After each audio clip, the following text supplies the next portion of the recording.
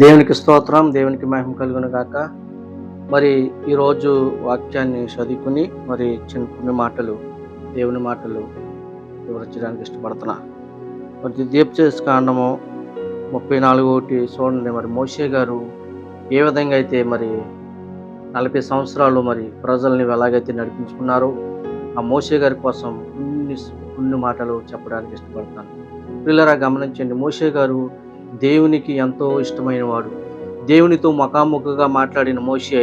మరి చూడండి ప్రియులరా, మోషే గారు చక్కగా మరి 40 సంవత్సరాలు మరి ఆ బానిసత్వంలో నుంచి మరి కొనసాగించుకుంటూ వస్తూ ఉన్నారు. మరి అలాగే సంవత్సరాలు గడుస్తూ ఉన్నాయి. మరి వాళ్ళు కొంతమంది మోషే గారి మీద దాడులు చేస్తూ ఉన్నారు.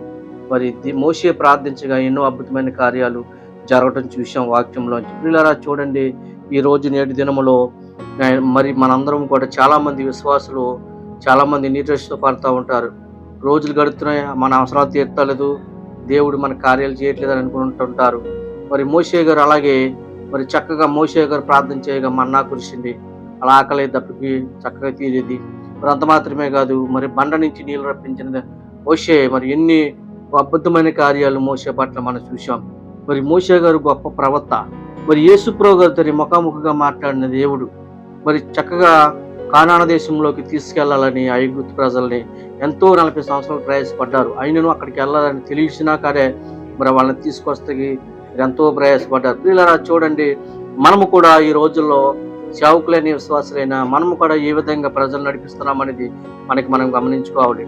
విశ్వాసులైనా సరే రక్షించబడి ఆత్మలు పొందుకుని మారు మనసు పొంది బాప్తిస్మం తీసుకుని బలారాధన తీసుకుని చక్కగా దేవుల్లో వాడిన విశ్వాసులు కూడా ఈ పక్కింటి వాళ్ళని తీసుకురండి, ఈ బంధువులు తీసుకురండి. మరి పోయిన వీడియోలో మాట్లాడాను, మరి కొరినేలు ఏ విధంగా అయితే ఇంటికి రక్షణ వచ్చిందో మరి కుటుంబీకులందరితో కూడా చక్కగా ప్రార్థనలు పెట్టుకుని మరి ఏ విధంగా అయితే మరి పేతురు గారితో చేయించుకున్నారని కొన్ని మాటలు మాట్లాడాను. ప్రియులరా, ఈ రోజు చూడండి, ఈ వాక్యాన్ని కూడా మీరు శ్రద్ధగా వినండి. మరి చక్కగా మోషే గారు దేవునితో ముఖాముఖిగా మాట్లాడిన దేవుడు. మరి దేవుడు అందరితో కూడా మాట్లాడతాడు, మోషే ఒక్కరితో కాదు. మరి ఎవరైతే విశ్వాసం కలిగి ఉండి ఆయన పాదాలు పట్టుకుంటారో, ఆయనతో చక్కగా సంభాషణ చేస్తూ ఉంటారు, ఎప్పుడు ఆయన మీద ఆధారపడి ఉంటారు, వాళ్ళు ప్రతి ఒక్కరు కూడా దేవునితో ముఖాముఖిగా మాట్లాడచ్చు, దేవుని దర్శనాలు చూడొచ్చు. పిల్లల చూడండి, నా జీవితంలో నేనే ఎన్నో దర్శనాలు చూస్తూ ఉన్నాను. ఎందుకంటే పాపంలో ఉండి శాపంలో ఉండి ఎన్నో చాలా లోకమైన పనులు చేస్తూ ఉన్నాను. పిల్లల గమనించండి, మరి నేను మురికిగా అయిపోయిన తర్వాత మరి నా పాపములు ఎక్కువగా మరి దేవుడు నాకు బయలుపరుస్తూ ఉన్నాడు. కళల ద్వారా దర్శనాల ద్వారా బయలుపరుస్తూ ఉన్నాడు. ఎప్పుడైతే పాపంలోంచి నేను బయటకు వచ్చానో, పాపంలోంచి విడుదల కలిగి ఉన్నానో, ఎప్పుడైతే మళ్ళీ దేవునిలోకి వచ్చానో అప్పుడు దేవుడు బహుగా నన్ను వాడుకుంటూ మొదలుపెట్టాడు. మరి ఏ చదువు లేదు, ఏ జ్ఞానం లేదు. మీకులాగా నేను అంత జ్ఞానవంతుడిని కాదు, మీకులా చదువుకునేవాడిని కాదు, మీకులా కాలేజీలకు వెళ్ళేవాడిని కాదు. మరి దేవుడు ఆ రోజు శిష్యుల్ని ఏ చదువు లేని వాళ్ళని ఎలాగైతే వాడుకున్నాడు, నన్ను కూడా ఆ విధంగా వాడుకోవడానికి ప్రభు వారిని సిద్ధం చేశారు. చూడండి, మోషే గారు ఎన్నో కష్టాలు పడ్డారు. మరి ఆ 40 సంవత్సరాల్లో వాళ్ళకి చెప్పులు అరగలేదు, బట్టలు చెరగలేదు, బట్టలు మాయలేదు, దప్పిక లేదు, దావతి లేదు. ప్రతిదీ కూడా దేవుడు సమకూర్చారు. వాళ్ళకి దేవుని మీద ఆధారపడ్డారు కనుక మరి మోషే వాళ్ళందరికీ ఒక యజమానుడిగా ఉండి వాళ్ళని నడిపించుకుంటూ తీసుకుని వచ్చాడు. కానీ ఆఖరికి కానాను దేశంలోకి ప్రయాణం అడుగు పెట్టకుండానే మోషే చనిపోయాడు. మోషే ఎక్కడ పాతి పెట్టారో ఎవరికి తెలియని ప్రదేశంలో ఉన్నది. ఇలా చూడండి, ఏదేమైనప్పుడు కూడా మోషే శవం కోసం చాలా మంది కూడా వెతుకుతూ ఉన్నారు. ఎందుకంటే ఆ శవం కోసం, ఆ శవాన్ని మోషే గారు గొప్ప అద్భుతమైన కార్యాలు చేశాడు కనుక ఆ శవం ఎక్కడుందో తెలుసుకుని ఆ మోషే గారిని విగ్రహాలు చేసి పూజించడానికి, ఆయన ఒక దేవుని కింద చేయడానికి ప్రజలు చాలా మంది చూశారు. ఏదేమైనప్పుడు కూడా మోషే చనిపోయే ముందు చక్కగా మోషే గారితో మాట్లాడాడు దేవుడు. చక్కగా మోషే గారిని ఒక మంచం మీద కూర్చోబెట్టుకుని మోషే గారితో మాట్లాడి, మోషే నీకు 120 సంవత్సరాలు వచ్చింది, 40 సంవత్సరాలేమో నువ్వు విశ్వాసంగా ఉన్నావు, 40 సంవత్సరాలేమో నా ఎందుకు భయభక్తులు, 40 సంవత్సరాలు ఐగుప్తు దేశంలోంచి మరి ప్రజలు నడిపించుకుంటూ వచ్చావు, నీకు 120 సంవత్సరాలు వచ్చింది కనుక నీకు నేను విశ్రాంతి ఇస్తున్నానని దేవుడు మోషేతో మాట్లాడి మరి దేవుడు మోషేని తీసుకోవడం జరిగింది. దేవునికి స్తోత్రం, మహిమ కలిగిన దేవుని పనులు చేస్తే కనుక మనం ఎంతకాలం సేవ చేస్తామో, ఎంతకాలం విశ్వాసంగా ఉంటామో, ఎంతకాలం కుటుంబం నడిపించుకుంటామో దేవునికి తెలుసు కనుక మనల్ని ఆయన రాజ్యంలోకి తీసుకోవడానికి ఇష్టపడతా ఉంటాడు. ప్రియులారా, ఈ వీడియోని ప్రతి ఒక్కరు కూడా మోషేని జ్ఞాపకం చేసుకోండి, దేవుని జ్ఞాపకం చేసుకోండి, ఐగుప్తు ప్రజలను జ్ఞాపకం చేసుకోండి. మరి చక్కగా మోషే గారిని ఐగుప్తు రాని మరి పెంచుకుని చక్కగా క్రమశిక్షణలో పెంచి మోషే గారిని ఆ విధంగా తయారు చేసింది.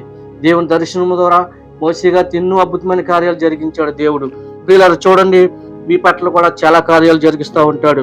మరి వాక్యంలో చక్కగా ద్వితీయోపదేశ కాండంలో రాయబడి ఉంది.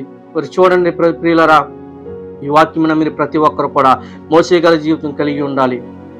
ఈ సాయంకాల సమయంలో నేను ఈ వాక్యం ఎందుకు చెప్తున్నానంటే, మన జీవితాలు పాడైపోయిన జీవితాలు, నాశనం అయిపోయిన జీవితాలు, మన కుటుంబాలు చెల్లాచెదరైపోయిన మన కుటుంబాలని మనం కట్టుకోవాలంటే, మన కుటుంబాలను సర్దుకోవాలంటే మరి మోషే గారి జీవితాన్ని మనం జ్ఞాపకం చేసుకునే వారుగా మనం ఉండాలి. ఈ యొక్క సాయంకాల సమయంలో ఈ వాక్యం ఎవరైతే వింటున్నారో ప్రతి ఒక్కరు కూడా అటువంటి జీవితాలు మనం జ్ఞాపకం చేసుకుంటే మన ధన్యులము అని ప్రభువు చెప్తున్నాడు. ఎప్పుడైతే మన పాత జ్ఞాపకాలు జ్ఞాపకం చేసుకున్నామో, మన పాత జీవితం జ్ఞాపకం చేసుకున్నామో, మనం ఏ పాపం చేస్తామో అది జ్ఞాపకం చేసుకుని ప్రభు పాదాలు పట్టుకుని కన్నీరు విడితే గనక ప్రభు మన పాపాలని తీసివేసే దేవుడు. పిల్లలు మీరు అనుకోవచ్చు, నాకు ఇన్ని ఎకరాల పొలం ఉంది, నాకు ఎంత ధనం ఉంది, ఇంత డబ్బు ఉందని మీరు అనుకోవచ్చు. ఏది ఉన్నప్పటికి కూడా దేవుడు ఏమంటున్నాడంటే, ధనాన్ని కోరుకుంటలేదు, ఆస్తులు కోరుకుంటలేదు, నీ హృదయాన్ని కోరుకుంటున్నాడు, నీ ఆత్మని కోరుకుంటున్నాడు, ఈ కుటుంబము రక్షించబడాలని కోరుకుంటున్నాడు. కనుక ఈ దేవుడు ఈ కొన్ని మాటలు చెప్పాలని నాకు ఒక ఆలోచన ఇచ్చాడు. కనుక మరి ఈ వాక్యం ద్వారా ఈ యొక్క సేవకుడిగా నేను చెప్తున్నాను. ఈ వాక్యం ప్రతి ఒక్కరు కూడా దేవునికి లోబడండి. మోసే వాళ్ళే మీరు ఎదరికి రండి, మరి మీ కుటుంబాలను మీరు కట్టుకోండి. మీరు మీ కుటుంబీకులు అందరినీ కూడా మీరు చక్కగా పిలుచుకుని ప్రార్థనలు పెట్టుకుని దేవుని యందు భయభక్తులు కలిగి ఉండి కుటుంబాలు రక్షించుకోండి. మరి దేవుడు ఆ విధంగా మిమ్మల్ని దీవించిన కాక. చిన్న ప్రార్థన చేద్దాం. మహాపరిశుద్ధుడా, ప్రేమగా తండ్రి, దయగల దేవ, వందనాలు, స్తోత్రాలు. కొంత సమయాన్ని ప్రభా నాయన బిడ్డలకు వాక్యం చెప్పడానికి మీరు వివరంగా నాకు సహాయం చేసినందుకు వందనాలు, స్తోత్రాలు ప్రభా. మోషే గారు నాయన ఇన్ని 40 సంవత్సరాలు ఎంత కష్టపడ్డారు, ఇన్ని అద్భుతమైన కార్యాలు, సూచి కార్యాలు చేశారు. నాయన నువ్వు ఎరిగిన దేవుడు. ఈ బిడ్డలకు చెప్పాం ప్రభా, ఈ బిడ్డలు ఈ వాక్యం విన్నప్పుడు వెంటనే ప్రభా వాళ్ళ హృదయాలు మారాలి ప్రభా. ఎప్పుడు ఈ వాక్యం విన్నట్టే ప్రభా కన్నీరుతో ప్రార్థన చేసిన ప్రభా అనుగ్రహించండి. కుటుంబాలు కట్టుకున్నట్లుగా సహాయం చేయండి ప్రభా. మీకు వందనాలు, స్తోత్రాలు. 120 సంవత్సరాలు మోసే జీవించాడు. మీ బిడ్డలు కూడా ప్రభా, ఎవరైతే వీడియో ఉన్నారో ఆ బిడ్డలు కూడా నాయన ప్రభా, నాయన అలాగే కనీసం 90 సంవత్సరాలైన ప్రభా ఆయుష్ ఇచ్చి మీ పరిశీలనలు మీరు వాడికి కుటుంబాలు కట్టుకుని రక్షించబడినట్లుగా సహాయం చేయండి. ఈ వీడియోలో ప్రతి ఒక్కరు కూడా నేను ప్రతి కుటుంబాన్ని దీవించి ఆస్వాదించండి. మీరు బలపరిచి స్థిరపరచమని నాయన ఈ సాయంకాల సమయంలో ఈ చిన్న వాక్యాన్ని మీరు దీవించి ఆస్వాదించి ఈ చిన్న సేవకుడిగా నన్ను గుర్తుపెట్టినందుకు వందనాలు. నేను ఎందుకు పనికిరాని వాడిని వాక్యం చెప్పడానికి నన్ను నిలబెట్టి తగిన కృప నాకు ఇచ్చినందుకు వందనాలు. నా కుటుంబాన్ని దీవించండి, ఆస్వాదించండి. మరి ముఖ్యంగా నా బిడ్డని సంటిని జ్ఞాపం చేసుకుని ఆయన ప్రతిరోజు వీడియో తీర్చుకుని తగిన జ్ఞానం అనుగ్రహించి చదువులో జ్ఞానం ఉండి నా కుమార్తెని జ్ఞాపం చేసుకుని తల్లిదండ్రులు జ్ఞాపం చేసుకోండి. నా కుటుంబాలందరూ కూడా రక్షించబడి మీలో ఎదిగినట్లే కృప చూపించమని యేసు పరిశుద్ధమైన నామములో అడుగుచున్నాము తండ్రి. ఆమేన్. వందనాలు.